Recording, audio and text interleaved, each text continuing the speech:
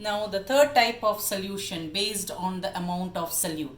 Here we see that, let me take the same example. I am going to add salt in water, stir it vigorously for the dissolution to take place faster. So I am stirring it. What has happened? It has dissolved. Now some more salt I am going to take and try to dissolve. What has happened?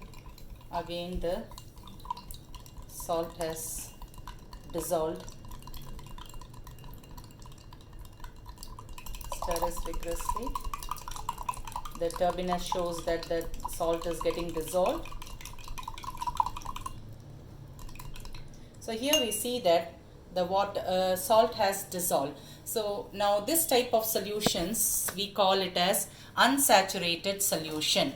Now when you are saying unsaturated solution, what is unsaturated solution? A solution in which more of solute can be dissolved in a definite amount of solvent at a given temperature. So we say that a solution in which more of solute can be dissolved. So we saw that a clear solution we got even after dissolving the second spoon of salt. So that type of solution is unsaturated. Let me come to the next one. Again, I am going to dissolve some more salt in it and try to dissolve vigorously, because the vigorous stirring will enhance the dissolution process. Now what we are seeing, after trying to dissolve it, the dissolution is not taking place. Now this type of solution we call it as saturated solution. What is it? A solution in which no more solute can be dissolved in a definite amount of solvent at a given temperature. Is it clear? So now what has the difference we have seen? Saturated solution, unsaturated solution. It's an unsaturated solution when we added 2 spoons of salt was dissolved. So it is a solution in which more of solute can be dissolved in a definite amount of solvent at a given temperature. Saturated solution is a solution in which no more solute can be dissolved in a definite amount of solvent at a given temperature. Here we can see the deposition of undissolved particles of the salt.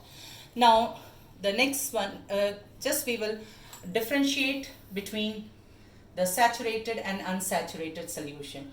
Yeah, when we are going to differentiate between unsaturated and saturated solution, that can be done like this, children. We can say that it can dissolve more solute. Unsaturated solutions can dissolve more solute. Saturated solutions cannot dissolve more solute, as we saw in the examples. Now here all solute is dissolved. In unsaturated solution, all solute is dissolved. We are getting a clear solution. Here also, saturated solution also, all solute will be dissolved, similar to unsaturated solution. But in unsaturated solution, we cannot see any undissolved particles. Whereas in saturated solution, if addition of more solute is taking place, we can see undissolved particles. Till the saturation, all the solute will be dissolved. Only addition of more solute will result in undissolved particles. Now, these two are based on amount of solute. Now, we have the third type based on amount of solute, which is called as supersaturated solution. Now, here we see that I have taken a beaker where at 10 degrees centigrade, I have got a saturated solution. Now what I am going to do is heat it and make it to 30 degrees centigrade. The temperature is raised to 30 degrees centigrade. So when the temperature is raised, we can add more solute particles. You know that as the temperature increases, solubility also increases. So no more amount of solute can be added to it. At 30 degrees centigrade, after addition of more solute, we get a saturated solution. Now this saturated solution, I am going to cool it to again back to 10 degrees centigrade.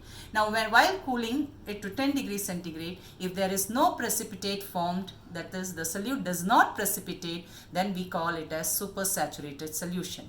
While cooling, if there is a precipitate formed, then we will call that as saturated solution at 10 degree, because the excess amount of solute is getting precipitated as an undissolved particle.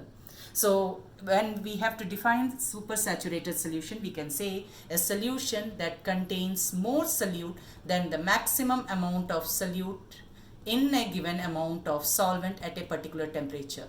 So when we are going to talk about the three components, that is saturated, unsaturated and the supersaturated, in unsaturated solution we have less amount of solute. In unsaturated solution we have less amount of solute than the maximum capacity it can hold. In saturated solution, maximum amount of solute is present in a definite amount of solvent, and in supersaturated solution we have more amount of solute than the maximum amount of solute in the saturated solution. So this is the three types of solutions we have seen.